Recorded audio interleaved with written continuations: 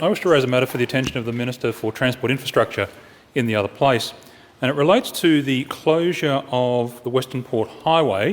for the installation of traffic lights at Bellato Road and Frankston Cranbourne Road, which are 1.3 kilometres apart, and the government has taken the decision to completely close Westernport Highway between those two intersections for a period of 3 weeks, from the 16th of March through to the 4th of April. Now, unbelievably, in providing so-called alternative routes to Westernport Highway, Major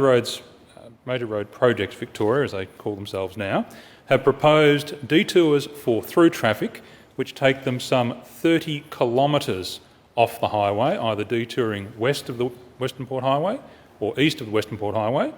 or for local traffic, detours of 12 kilometres either east or west of the existing highway, which is utterly ridiculous to expect traffic is going to travel that far off the highway to make a detour around these two intersections which they've decided to close simultaneously rather than separately. And this, of course, has created enormous traffic chaos and delay for local residents in the area, particularly around the Cranbourne South area. In fact, I've had substantial feedback from my constituents since the closure of Westernport Highway on the 16th of March,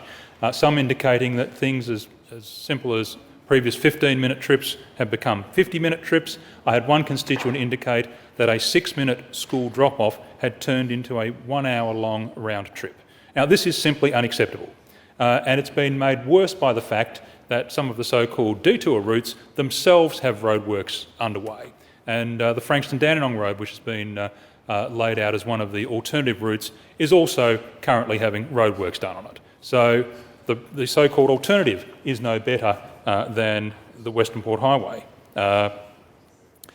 It's simply unacceptable, Mr President, for the government to close a major highway for 3 weeks, and to do it in such a way where possible alternatives are also closed by virtue of both intersections being closed, that whole section of the highway being closed. So the action I call on from the Minister for Transport Infrastructure is to ensure that at least one lane of traffic in each direction is kept open through the roadworks period, at least in daylight hours.